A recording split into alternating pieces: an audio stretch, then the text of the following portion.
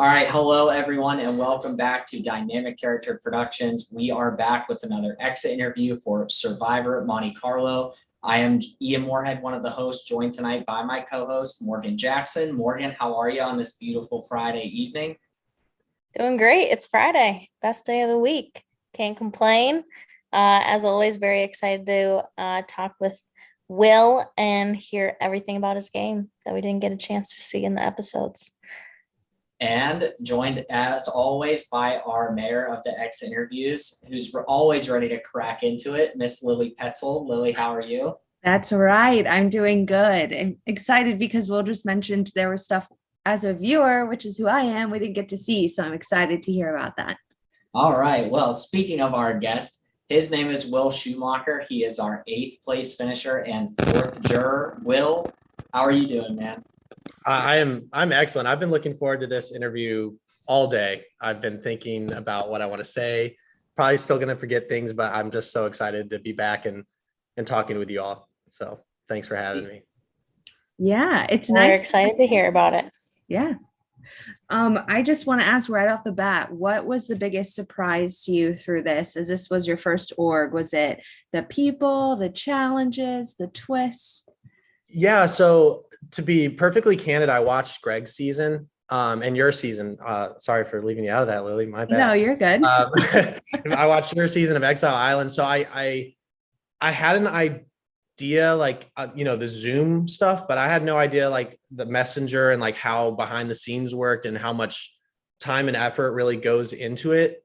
I was like, oh, okay, you do it maybe like an hour a day, or it's literally 24/7 nonstop. And that's something I was not expecting, but I think I said in my exit interview, or my exit as I was leaving the game in the last video, I was just so surprised at how into it I got. Like, I was like, oh, I'll just play this Survivor game and it'll be like fun. Like I'm a new fan of Survivor. Like I would love to try and do something, but yeah, it was great, but very challenging, very time consuming, but in a good way, because like the cast, again, kudos to production. You guys did an excellent job of casting, because you got me.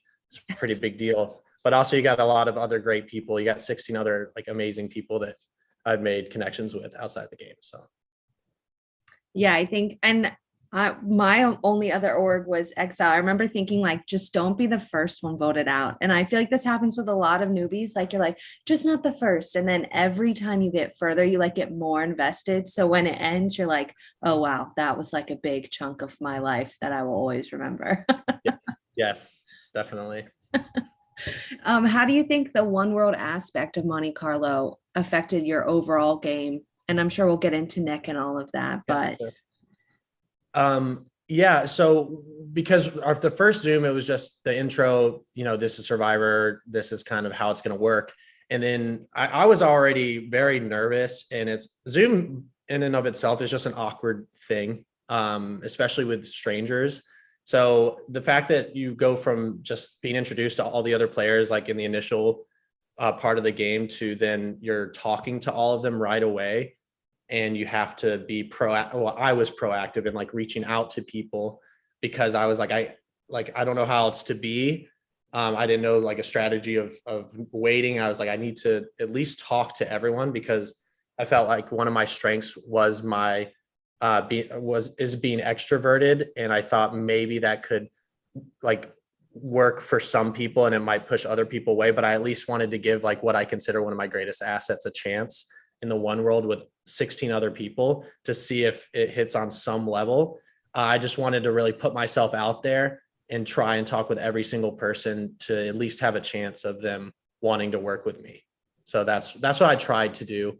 And then I just had no clue how to approach like group, like chats, like group Zooms, so I just went with the one-on-ones.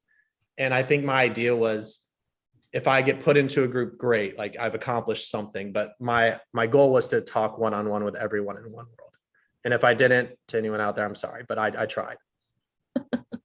do you think the connections that you made in one world kind of helped you? I know I'm skipping ahead, but flip at the merge vote and vote out Andrew, because I think I'm wondering, like, without having talked to any of those people before, would you have been more hesitant on making that move? 100% would have stayed Rukin strong if there wasn't a one world aspect. 100%. Like, going into the numbers, right? It's, and they say this on Real Survivor all the time. Like, why would you, when you have a silver platter to go to a final 7, final 6, whatever it is, if you have the numbers, do it, and then just figure it out from there, or work on your relationships as you're voting out these, the minority. But the one world really gave me a chance to connect. Obviously, you saw I was working closely with Mike and Kiley and Connor there for obviously a while. And it really gave me a chance to talking to them in the beginning. In my head, I was like, man, I really want to work with them going forward. So when we were put on different tribes, and I won't jump too far ahead, it definitely helped, to answer your question, to have those connections. And I would not have jumped ship as easily as I did. Mm-hmm. And we see in the one world, and when you get put into your first tribe, you and Nick are drawn to each other. You guys get along really well. And this becomes your biggest challenge in the game, is that he is then essentially the first person voted out. At what point do you feel like you overcame kind of this hurdle of Nick, and anything, you want to talk about with that whole situation? Yeah. So I was drawn to Nick because I guess this is kind of opposite, but he went to University of South Carolina. I went to Clemson. So we just talked shit to each other. And then that kind of brought us together, that the fact that we were rivals in sports, but it's common ground in Survivor, I guess. But we were drawn to each other that way. And also I thought he was a really, really good player. He was more proactive than me, which I was like, this is great, because I realized very quickly how much time it was going to take. And I had just started a new job, and I don't like to use my life, outside of the game, was an excuse for my gameplay. But I just felt like with Nick, in my corner, that I could just kind of lay back and see what Nick did and brought to us as a duo. So I was really looking forward to playing the game with him. So when he got voted out, it was I don't think I made any facial expressions. I was just kind of dead inside for a second, because I was like, well, at least I wasn't first. But I mean, it was basically like I was first, because I was going to be the next person to go. And then we went right into a challenge. I couldn't even look at Rukin in anyone in the eyes, because I felt like I'd made such a good connection with Connor and Kiley, even Michael and Andrew. At Margaret, I'm sorry for leaving you out. Parker, I'm sorry for leaving you out.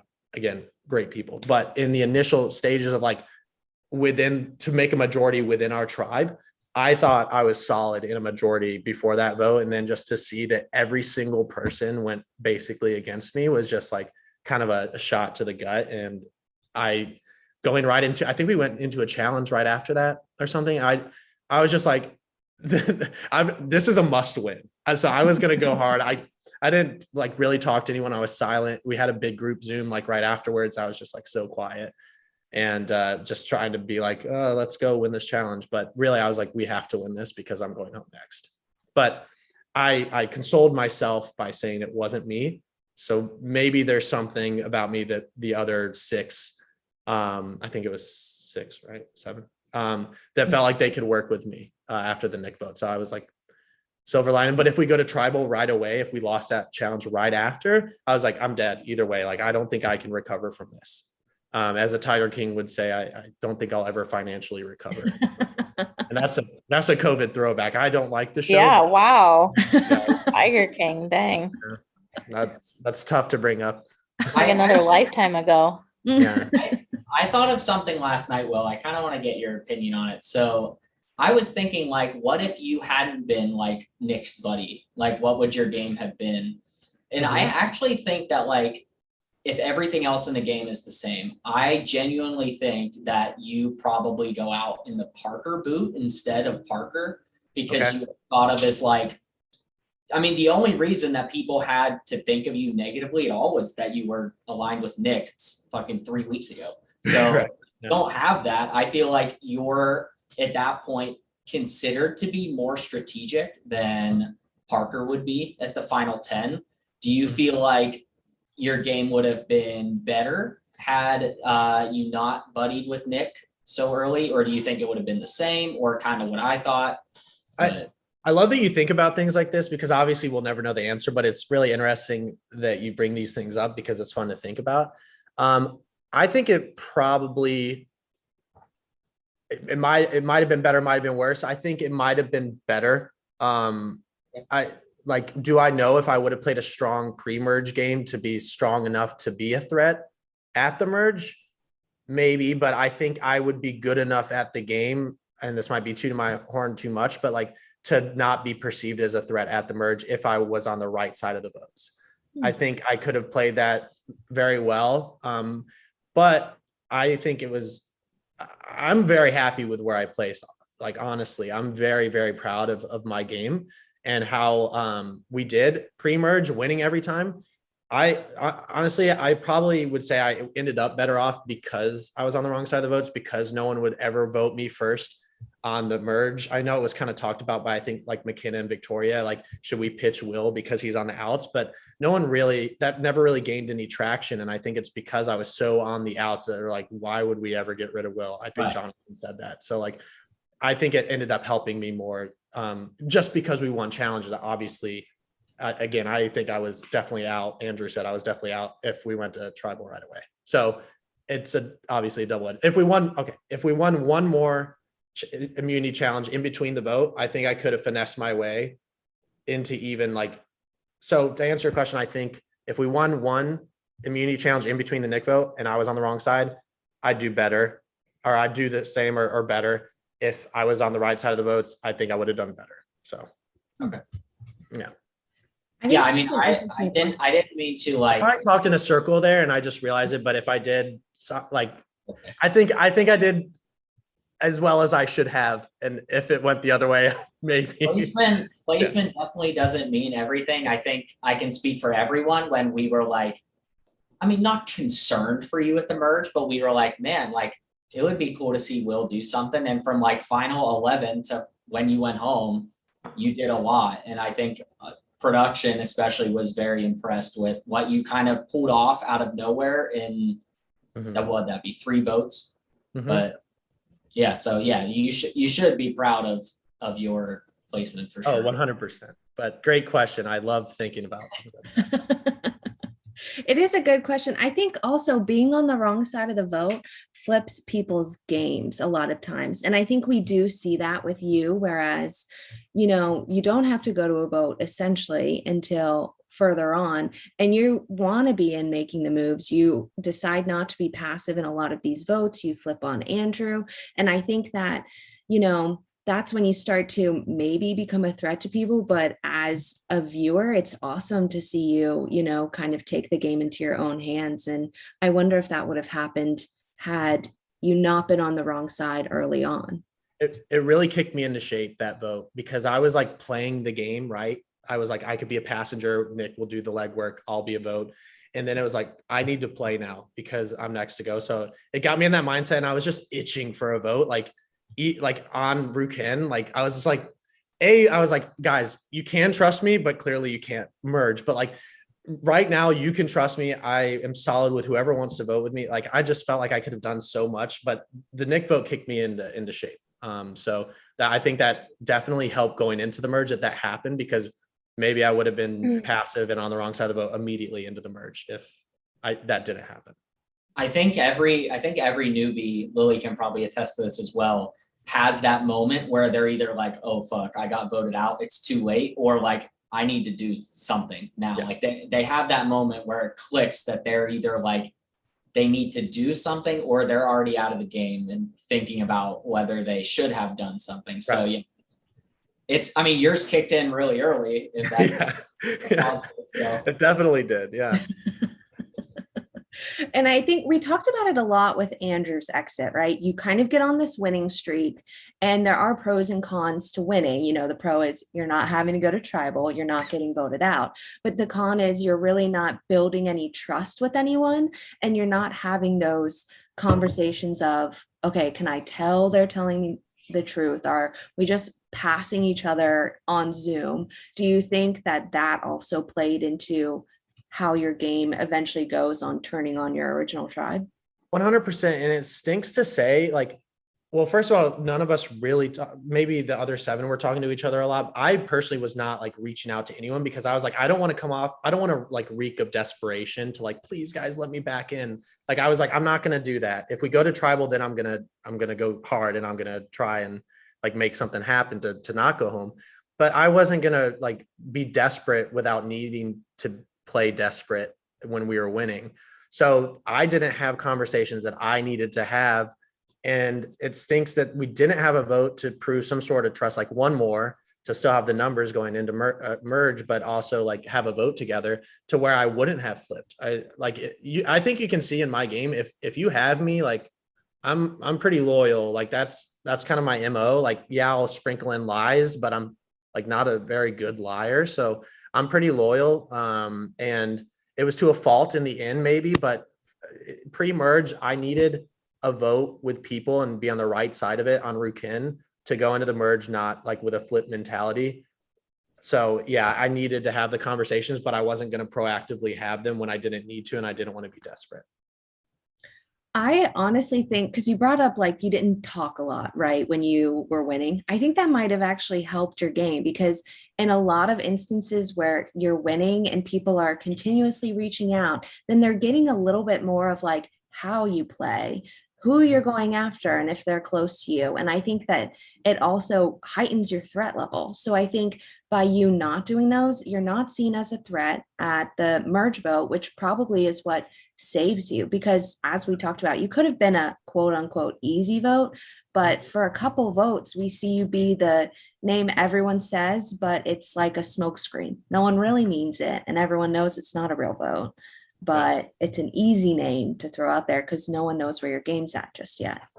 Right. Yeah. It was funny to like find out like how aggressive, like, I don't want to say my gameplay was aggressive, but I would say it ended up being aggressive because of who I played with, first of all. And also, like, not going to lie, even though the Margaret vote, we'll get to that, didn't go exactly the way I wanted. My 3 biggest enemies were taken out immediately at the merge. And so I thought, because like whether or not I was actually aggressive or perceived as aggressive gameplay, or it was aggressive gameplay, my 3 biggest targets went out immediately. And so I was like, I'm cruising right now. Like I loved it. And I found out that I was, I guess, an aggressive survivor player, or maybe it just felt like the cards, pun intended, fell that way. So yeah, I loved it. Before the Margaret vote, there was, I know we talked about it, the Andrew vote. What really got you to flip? What was like the final, all right, we're doing this for you? So to tie it back to One World, when I had great conversations with everyone, but ones that really stuck out were literally separately, because I had no idea Kiley and Mike were close, nor did anyone else in the game. Like no clue. So I talked to Kiley and Mike separately. And then I talked to Mike. I had a great conversation with Kiley, and I told her, I was like, hey, like, you're, a mom, and I'm just some guy like in Philly, like no one would ever see us working together. And so this could be something cool if we end up on the same tribe or whatever happens. Like, good conversation. Talk to Mike, another Philly guy, instantly bonded over that. Like, and then we had a great conversation. We're like, it might be obvious to people if they think like Philly, like the Texas alliance, like, but like, I don't care. We said to each other, let's give the people what they want. Like, we'll be obviously alliances and we'll still make it happen. And then he said, Kiley said she really likes you. So like, we should maybe make a 3-person group chat. So the 3 of us already had a 3-person group chat in One World. So when we came back, or when we merged, when I knew the plan was Victoria, or and then the smoke screen, I think, was Jonathan for that vote. I was like totally down with that. Like I was like, it doesn't, even though I want to maybe turn at some point, it doesn't make sense. I can get to the final 7 or final 8, whatever it was, but I could do this. So, but I wanted to talk to Mike, because like I wanted to extend an olive branch and say, basically, hey, you're safe. I'm still going to vote with Rukin this vote, but like, you're safe. And I do want to work with you. And then that conversation turned into like an hour long of him kind of prodding and trying to get information from me. And I still wanted to talk with him longer because it was just like, we just talk about nonsense. But like, it turned into like, he gave me the kick in the ass to flip, because I really wasn't going to until I had that conversation with Mike, because I knew I wanted to work with him.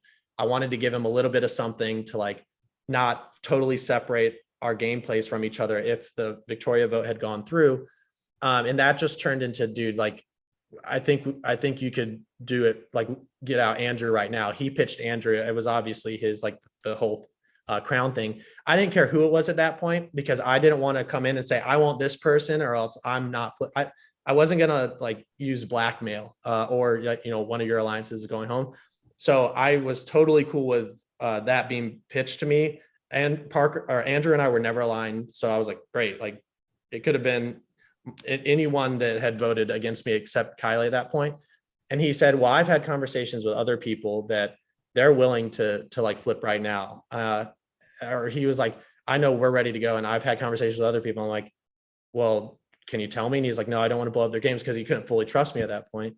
And I said, well, is it Kiley? Because we had talked, and he's like, I don't know. And I was like, okay. So I'll go have some conversations. And I went to Kiley, and this wasn't shown, but Kiley was like, I want to do something, Will, like, let's do something. I was like, okay, I think I can get Connor. And I went to Connor, and Connor's like, yeah, we're definitely on the bottom. Like, we're like going to go out at 7-6 or 8-7, like whatever. And I was like, let's do it. And I was content because I was never going to go far with Rukin. I don't think I could have penetrated Parker, Margaret, Andrew. I don't think I ever could have, no matter how many votes we went through together. So I was like, if I go out at 8, which funny enough, I did, or go out at 8 with Rukin, like at least I will have played my game. So to answer your question, Mike gave me the kick in the ass I needed to flip at that point.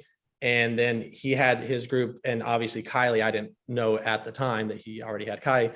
And then I got Connor. So we got the numbers, and that's how it went. So I'd like to say we kind of, and Kiley, I'm mad at you, by the way, for never mentioning you and me ever talking strategy, just you and Mike. So I want to throw that out there. Kiley and I had a lot of one-on-ones as well, but she apparently forgot to mention that. Yeah, that turned into something special going forward. And that's when I was really like, okay, this game is like, I can do something. So I want to jump to the next vote then. So you need a kick in the ass for the Andrew boot. And then the very next vote in this sense of the game, like the quickest round, like probably the most stressful round for a lot of people, you basically line everyone up and just kick each one of them in the ass and just say, hey, it's Parker. So like, where did that come from? Like, why? I mean, I guess not why, because it worked and it made sense for you, but like, where did you get that kind of gusto from? Well, I think it was because it happened so fast. And I to Parker's point in his interview, and when he talked about it, I don't think any one of the 3 left out of that first vote had a chance in that round. I don't think, just with literally how it worked out, if you weren't on the numbers the previous vote, I think you were out this round. I don't think any amount of talking in 30 minutes or what groups or what Zoom chats you can get in with what people would have changed the outcome. I think someone who was left on the outs of the first merge vote was going home. So in my head, I was like, I feel good with the 7 people that just voted. If I can get in the room with the majority of them and just pitch a name, because I was like, my worst fear, and this is in life too, is like, I'm a logistics guy. I'm a planner. I don't want, like, I want to know what's happening, and I want it to be like to my agenda kind of, and that sounds awful, but like, I didn't want to go 29 minutes without saying anything, when I just didn't want my game to go because someone had, the wherewithal to say my name before I could say someone else's. And then that's why I go home, because no one said a name for 28 minutes, and then I'm the name. So I was just like, we'll get it out there and we'll see what happens. So yeah, it wasn't anything personal against Parker. Margaret had obviously won immunity, and it was a toss up for me between Michael and Parker, because you have to think too, if if I wouldn't have said a name if it wasn't one of the right names to say. Right. Right. Like I would have never pitched McKenna or Victoria at that. Like why? And then they're like, well, we'll just turn on the majority and the other people will gladly vote for Will because I said someone in that alliance at the time. So it was only the two of them that made sense to me. And yeah, it worked out. And my read was pretty good that they were still pissed at me because I was the other name from Margaret and Parker. And I'm sure they talked about the revenge they were going to get on me. And unfortunately, just with that round, I'm sure they could have probably gotten me out had they had more time. But yeah, that round, I think if you weren't on the numbers before the vote, it was over. That makes sense. And so we see in the next vote that you kind of hitch a plan to vote Michael. And when we were talking to Margaret last, I think she said she was never brought in on this plan, on her vote out to get Michael. Why not pull her in knowing that now she's kind of on her own and could be of use during this vote? I would have loved to play with Margaret because as you can see in her gameplay, she is fiercely loyal. Like I like to think I am. And I think the two of us together would have been a very strong duo. But also, as you can see by her game, she does play with her heart, and her heart was not set on me in any way. I don't care what she says about the game. Like she could have worked with me. Margaret, you were never going to work. Let's call a spade again, pun intended.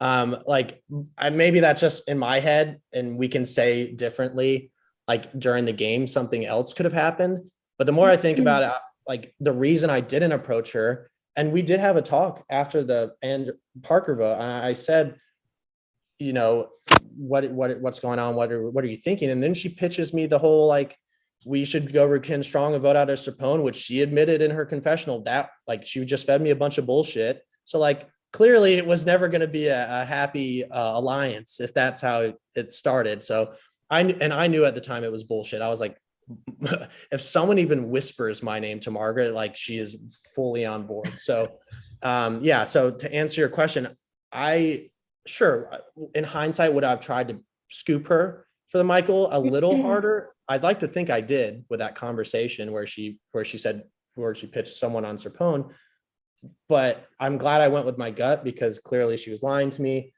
And yeah, I think we could have gotten out Michael potentially with Margaret, but do I think it would have helped me going forward? No, it wouldn't have changed anything. I don't think. I almost think if you, like at first when I was talking to Margaret, I was like, oh my gosh, why did he not tell you, the plans? And then thinking about it, I was like, I think you go out at Margaret's vote if you tell Margaret, because then she just runs and tells everyone, oh, he's getting Michael, he's going for Michael, use me, and let's go for Will. And like, I can fall on that sword. Yeah, and I think exactly what you said, she definitely would have run with that. Yeah. I mean, and I'm glad you brought that up because I was thinking in my head, like, do I pitch Margaret right now? But after her Serpone thing, and I could just like, I felt off. I was like, nah, I'm just going to kind of abort this mission. So yeah, definitely agree with you there. Yeah, that was a smart call. And then we see in the next challenge, this Mike wins essentially what we see as the last challenge. The, what was it called? Liar's dice. Oh yeah. Liar's die. Yeah. And we hear a lot in the episode, we need to get out Mike, especially from people like Connor. And I think we start to see it from other people. If Mike had not won this challenge, do you think you would have ever considered voting him if like the majority came to you? I think it would have had to. Because it came to a point and I realized this, and well, like I knew everyone thinks that it was silly I didn't go to Connor, and even watching the episode I was like, my heart's breaking when Connor was like, why like Will just try to leave me out. Like, first of all, I thought one of the main reasons I targeted Michael, sorry I targeted you twice in a row, but one of the main reasons I wanted Michael, besides being left out of the first merge vote, was I thought him and Connor were tight because Connor had mentioned multiple times how he thought we should bring Michael into the plan. we should bring Michael into the plan. Like multiple times I was like, they're tight. And I wanted Connor to be like this with me. And I was like, as long as Michael's in the game, I don't fully have Connor. And do I think I could have made it a few more rounds if I would have let Connor into the first Michael plan? Maybe, or the second one, maybe. But he also a double whammy. He would have never worked with Mike. He mentioned to me multiple times, we were close, like Connor and I were close alliances. Mike needs to go. Mike needs to go. And I was just like, thank goodness he keeps winning, because this forces Connor and Mike to both be in the game, because Connor's name was never really, I was never going to pitch Connor. And if someone else pitched Connor, I was going to tell Connor and we were going to do whoever it was, because Mike wasn't going to pitch him. So that meant it would have been someone else. So yeah, those are two things that like, I couldn't, yeah, I think it would have been hard, but to answer your question, I would have had to consider voting out Mike. I would have tried to find another route, because Mike was better for my game. Yeah. And we see in the last 30 minutes, this like hodgepodge of a group, right? We're looking at the group. It's McKenna, Victoria, Mike, Kiley, and you, right? So when I'm watching as a viewer, I'm like, where's Connor? That's like my first question. Where is Connor? Which is great to your point. And, McKenna says, let's go for Michael. What are you thinking through this? Are you believing her? Because we see you essentially vote for Michael, and it's hard because you don't have a lot of time before the vote, but did you believe that was actually that was going to happen? Well, I wanted to believe it, and here's why. McKenna and I had a one-on-one. Connor, immediately after the lying dice challenge, Connor came to me and he's like, I want McKenna. And I was like, awesome. And I think I said that. And I was like totally down, because it sounded like a lot of people wanted McKenna, which unbeknownst to me was probably not true. But I was like, yeah, that's great. The fact that Connor's pitching this, and Connor hadn't lied to me at that point that I know of.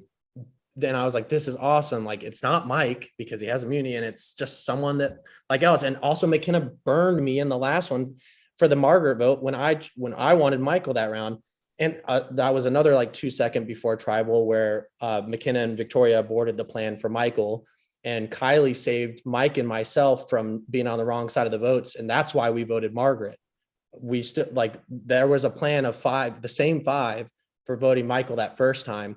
And so like, I literally was so mad at McKenna, and so was Mike, obviously. He was like, I'm voting for Yumba, which is like trying to get her to like come with us.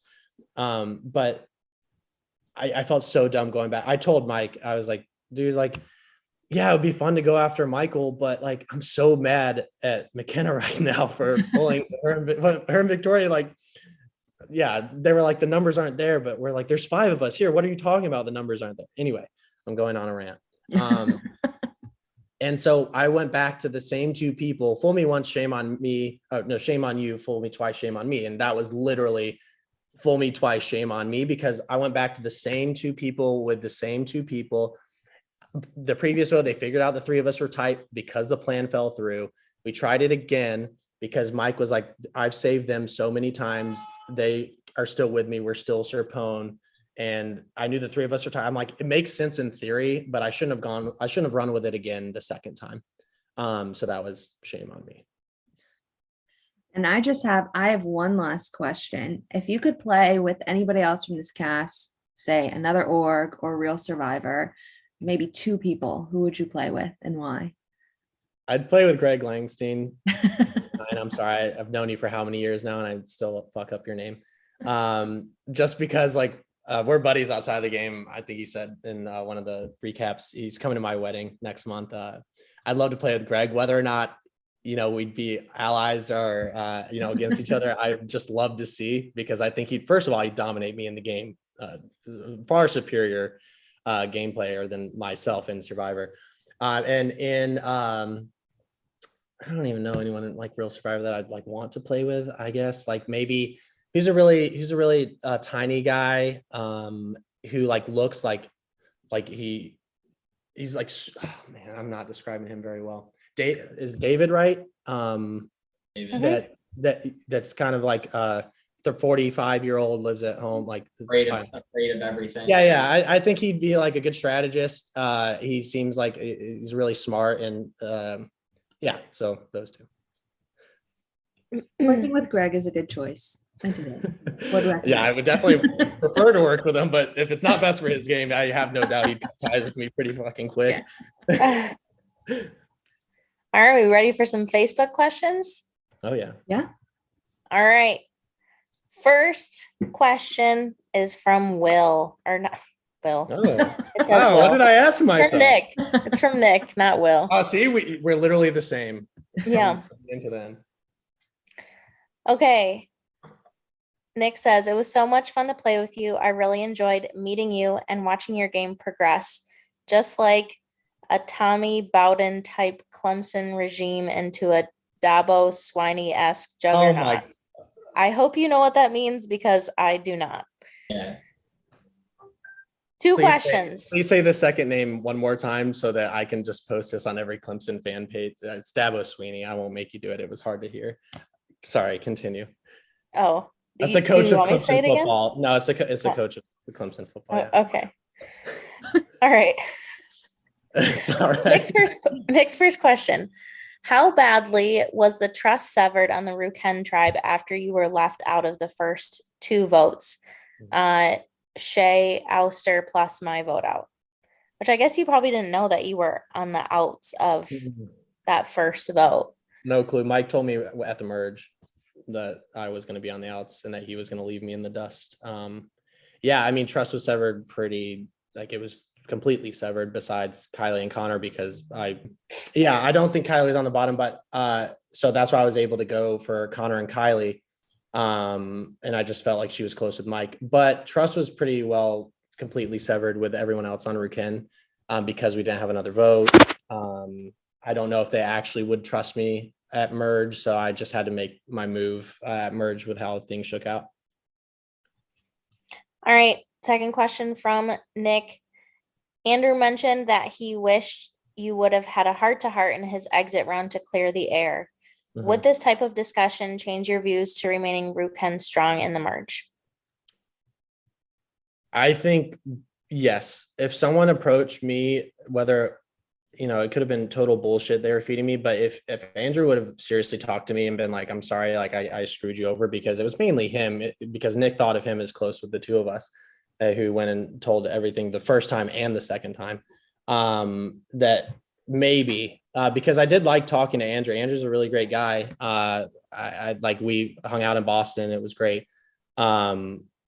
Maybe, but he burned me literally twice. First time unbeknownst to me, so one time in my mind, but super glad that conversation didn't happen. Sorry, Andrew, you had to go. All right. Our next set of questions is from Margaret. Sorry, I'm trying to plug my computer. Very good. It's gonna die. She said, from one newbie to another, you played a heck of a game. I have a game question and a non-game question. So the game question is, when we were safe at the Kyle vote, so final 12, if I had come to you with a plan to work together or at least have a truce at the merge, would you have been open to it, or would there have always been carnage? I would have been open to it because she wouldn't have written my name twice at that point. So yeah, I probably would have been open to it. So again, I think we could have worked very well together. We're both very loyal. Obviously, like, as me as a flipper, saying loyal sounds silly, but I was loyal to who gave me an opportunity to be loyal to. So yeah, I think if she approached me with something, and like 100%, yeah, but two times writing my name is hard to recover from. I guess one time pretty well sealed the deal because the second time she was out. But yeah, if she would approach me, it wouldn't have been on deaf ears. All right, next question. If the Monte Carlo cast is piling onto a bus for a fraternity formal weekend, what 3 items must be in the cooler for a good time to be had? All right. So it's going to be, a cooler is pretty one lane to me when it comes to that specific scenario. So we're just going to go with the liquor. We're going to go with some gin for some gin and tonic. That's my favorite liquor drink in the world. Any gin based drink will be my favorite. Dirty martinis, gin martinis, of course. Tequila, if we're going to the beach or something. margaritas. We're going to go for Pacifico if we're at the beach, or just a standard Miller Lite. And to throw some spice into my life, we're going to bring some Jello shots in that cooler. So just pretty vanilla, I would say, but I mean, a cooler is a cooler, right? Like, I can't put like objects in there. I guess you could, but what's the point? You can't go wrong with Jello shots. No. All right, next question from Kyle. Coming into the season, what was your level of fandom of Survivor, and do you think it was an advantage or a disadvantage? My level of fandom was very low. Like I'd watched, I think maybe like 2-3 seasons up to that point. I mean, I was a fan of what I watched, and I have continued to watch since then. Like I've watched many more seasons since actually playing. So it was pretty low. I think that probably helped my game. I really didn't overthink anything. I mean, sure, I found myself thinking about all these scenarios because you can't help it, but I really didn't overthink. Like I just went with a read on people, and I kind of went with it. I didn't overanalyze what they were saying. I didn't really think too much about like community idols and stuff. Like I did for a brief moment. I was like, I could go home with a Margaret vote, but like I just kind of played free, I guess you would say. Like in sports, if you're playing loose and free, like you'll probably have a better game. So I think it helped. Nice. All right, next question is from Carrie. How much do you love your dog? And can you please talk about your dog and your favorite memory with your dog? Thank you. Yes, I'll do you one better. She's sleeping right now. She's going to be very mad. This is a very Carrie question. So this is Palmer, and this is who Carrie is referring to. She's very tired because she just woke up. Oh, Look at her lips. What is it that sometimes my lips get stuck on my teeth, right? oh yeah. So this is Palmer. She is almost 2 years. She's going on 2 years old. Oh. My favorite memory was picking her out from the litter in Virginia. And it was just so great to see like 9 of them running around, but Palmer spoke to me. And so, yeah, my favorite memory was bringing her home. And she was such a sweetheart. She slept on my lap the whole way because I made my fiance drive. I'm going to be the favorite one way or another. So, yeah, that's my favorite memory. That's sweet. All right, next question is from Kylie. I'm so glad we got to play this game together, Will. I trusted you implicitly, and that is hard to find in these games. Do you think you would have been better off trying to cut ties with all of Ruken and just join up with OG Serpone at the merge? No. I mean, you kind of did that. I mean, I did, but I don't think I was very on the fence about flipping on that vote already. So I don't think because of that, my game would have been any better had I flipped on the full Ruken or done it any later than when it happened. Kylie, love you, by the way. Sorry for attacking you earlier about not mentioning me more in your confessionals, but it's all right. Love you anyways. All right, next question is from Victoria. Would you have considered a different ideal final 3 depending on whether it was going to be a final 2 or final 3? Yeah, probably if I went a completely different route, McKenna and Connor, I think are like my speed for who was in the game.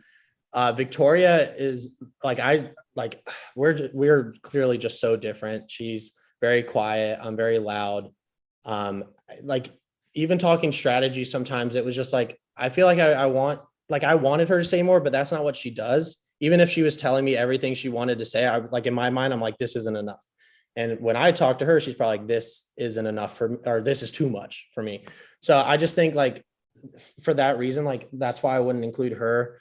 But yeah, Connor and McKenna, like McKenna's a Michigander like myself. Morgan, whoop whoop, let's go.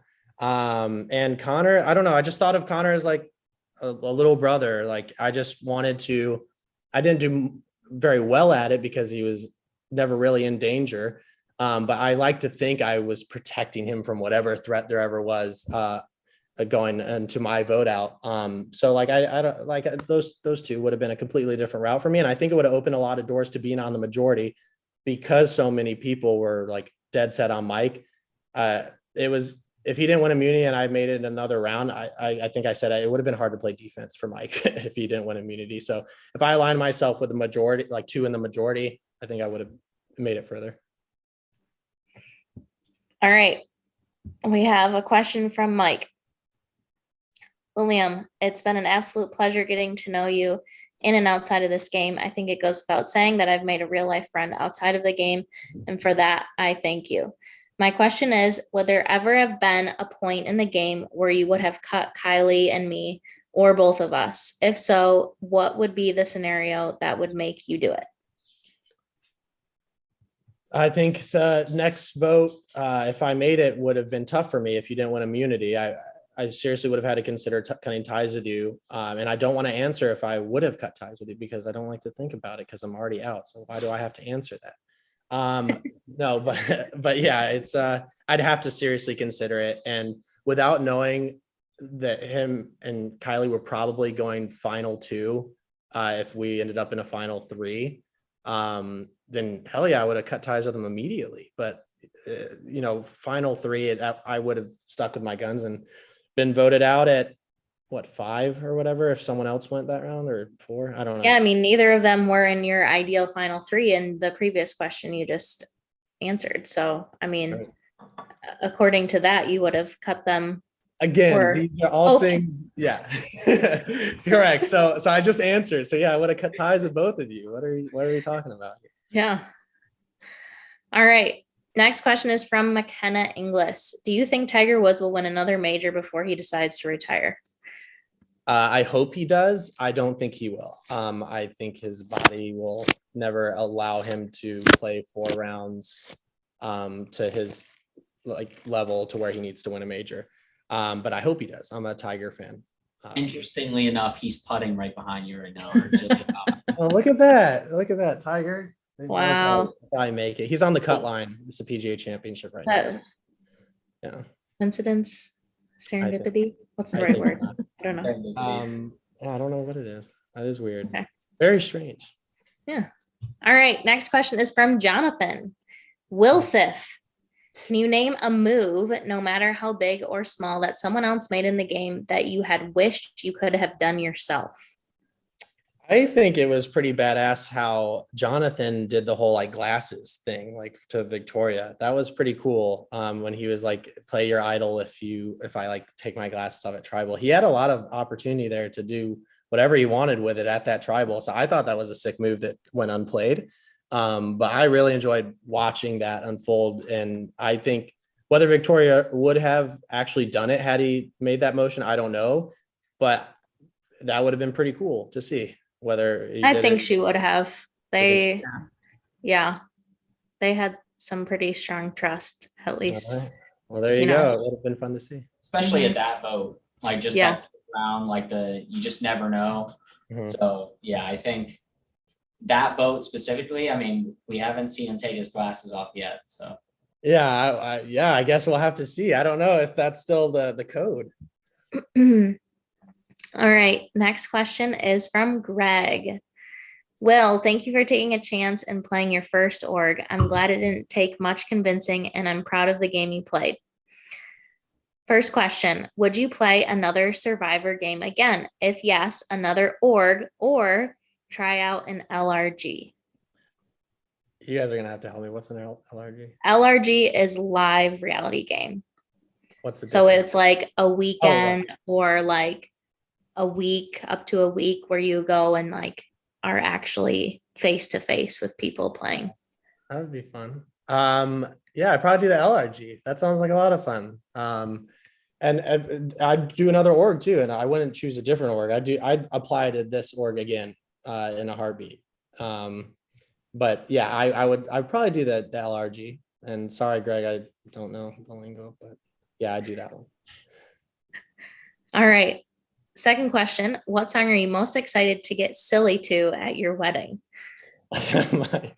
Body by Loud Luxury, Brando. It's a good one. It's kind of I like the electro, not the hard, not super, but that has the vocals kind of dance clubby type thing. So yeah, that song. Listen to it on Spotify if you haven't heard it. It's electric. It's Friday night. I know I'm going to be listening to it later. You three should as well. Send us the Yeah. Spotify thing. Right. And I will. I guess I could chat. send it. When is your wedding, by the way? June 18th. So Nice. less than a month now. Yeah. We're going to be all wiped up. Let's go. That's awesome. Thanks. Yeah. All right. Next question is from Parker. Will, you did awesome this season. I always love getting to see new people play their first game, and I'm glad you were able to have a great experience. You deserve it. Number one, had Michael gone home and you survived this vote, did you have in your mind an ideal order of the next few people who would be voted out, or were you more playing it round by round? Probably Jonathan and Victoria. Jonathan, I never whispered Jonathan's name because Kiley was like, I think we have Jonathan. So that was a fault on my part where I trusted other people's relationships more than the ones I was building. I didn't necessarily think Jonathan was with us, which obviously proved in me getting voting out, but I would have had to get rid of him probably next because he wasn't giving me what I needed to let him go further in the game. And then I guess just Victoria, because to be honest, I didn't know how closely they were aligned. Clearly, I thought Victoria and McKenna were a pair. So that's why I thought they'd be so easy to pitch on the 5. So that's why that fell through twice. That was a misread on my part. Second question from Parker, what was your proudest moment that you experienced in the game? Proudest moment was seeing Andrew's shocked face when he got blindsided, honestly. I'm sorry, Andrew. It was so funny. I loved every second of it because I experienced your pain. I was basically voted out. So I had experienced that and I was like, oh man, he's going through it. I was relishing. I'm so sorry. I'm not a vindictive person, but I'm sorry. That was my favorite moment for sure. Love it. All right. And speak of the devil, last question is from Andrew. Okay, good. William Henry III, aka the one that got away. Two questions Junior. from your favorite zaddy. Can Mike and I be +1s to your wedding? Oh, damn. That's tough because I'd love to say yes, but fortunately my fiance isn't in the room and I have to ask permission. So I don't have to do it live on interview. So I'm just going to have to default to, she probably would say no, but we already sent out the invitations. We got a pile of them back there, all RSVPs. But if I can scrounge together the courage to really sell you guys to her, I will absolutely do it. And you will be coming to Philadelphia in less than a month. They can just crash it. Wedding crashers. I mean, there's a movie. They would be great wedding crashers. Oh, they'd be 100%. It'd be so funny to see them at my wedding. And I was like, okay, cool. They're here. Okay. Second question. I feel like we kind of discussed it, but maybe you have something else to say. He asked, if I come to you at the merge and told you how I felt outside of the Ruken majority and wanted to work with only you, would you have worked with me? That's a great question because at the time, again, I was so I thought all my ties were dead at the merge with Ruken, that it would have been a hard sell for him. But he is, you can tell when he talks to people, he is genuine. He obviously fooled me with the whole Nick thing. So maybe he's not as genuine as I think, but no, he seems like a very genuine person. And now having known him outside of the game, 100%, I would have been yeah, I'm on board. I got to ride or die now at the merge. This is awesome. So yeah. Yeah. And I feel like if I remember correctly, somebody asked Andrew, what his ideal final 3 was. And you were part of that, I think. Well, it was a backhanded compliment. He said, because he could beat me. So come on. I mean, either way, he didn't see you going out. If Ruken had stayed strong, supposedly, and you guys were at 7, he didn't want you going at 7. Yeah. And if we had gone to that 3, he would have beat me because I wouldn't have had any resume because I just would have gone, Yeah. So that's true. I was voted out because I think it was said multiple times, I was perceived as a threat, which was flattering and a great way to go if you're if you're being told that you're a threat, which I guess at the end of the day, everyone's going to be told they're a threat to get voted out. But, it felt good that it wasn't an easy vote. It was like, because he's a threat. And I don't think I would have had that on my resume had I stayed, or gone to Andrew in the end and stayed Rukin strong. I don't think I would have had it. Well, that's all I have from the Facebook group. Thank you to everyone who asked questions. They were all fantastic. Love you all. Thank you for the questions. Yeah. We always like to ask 2 questions at the end. Mine is, if you could sum up your game in 1 word, what would it be and why? Fortunate. Fortunate I was left out of a vote and made it to merge winning. That was pretty great. And fortunate that I made so many friends in this game that I was not expecting to make, and genuinely like loving this experience. So I'm fortunate for all of those things, game and outside of game, and just life in general. I'm fortunate. Yeah. That's awesome. I like that word. Yeah, that's a good one. All right, well, 1 player or 2 players or whatever that you are most impressed by from marooning till the day you got voted out. Yeah. I'd have to give it to probably Michael and McKenna. McKenna flipped votes off of her from the 3 of us in my vote out. She literally got any potential votes off of herself by saying Michael with us. And Michael, because I just couldn't get him, he just eluded me. And yeah, he seems to be thriving, and McKenna does as well. And I think she's found her groove in this game, and I think she's going to be a tough competitor. Sweet. Both great answers. All right, Mr. Will, anything else that you would like to add before we sign off? Yeah, if I didn't mention anyone specifically that played the game with me, that I want to compliment all of you in different ways. So just take this as a compliment that I'm giving to you all if I did not specifically talk about your games or your games with myself. But you can only be aligned with so many people in this game. And clearly I wasn't aligned with enough. But yeah, it was great. I loved it. Thank you, all 3 of you, everyone on production again.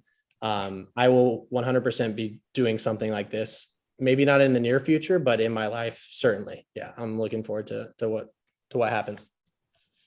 Love to hear it. It was a blast watching you play and watching your journey throughout the game and hearing all about it tonight. It's been fun. Yeah, and it's Friday again. This is a perfect kickoff to the week. Yeah. Yeah. All right. Well, yeah, like Morgan said, Will, I think it was super exciting to see kind of your game. How when a sporting event is going on, your win percent, your team's win percentage fluctuates on the bar. Yours would have been and then dipped down, and then would have been kind of down there for a little bit, but immediately just shot back up. I don't know if we've ever had a player in any of our games have sort of the path that you had, because really, most people when they're on the outs and they're in the early going, they don't win as much and they go home pretty closely to when they were on the outs, and they definitely don't get the traction that you did so quickly. So yeah, like I said earlier, you should definitely be proud of your placement and your game, especially as a new player who has a lot going on. Like you said, you're getting married in a month, so you got a busy life, and yeah, it was a blast to watch you play. Thanks, Ian. Yeah, it was fun. Yeah. All right. Well, Dynamic Character Productions Survivor Monte Carlo is going to keep rolling on like dice with our recap tomorrow night with Alex Trias and his 2 guests, John Millsip and Sean Hunter. And then we are back with episodes Monday, Thursday, exit interviews Wednesday, Saturday, and the next recap the following Sunday. And we are getting down to it. Only 3 weeks to go. So hope to have you keep watching, and we'll see you next time.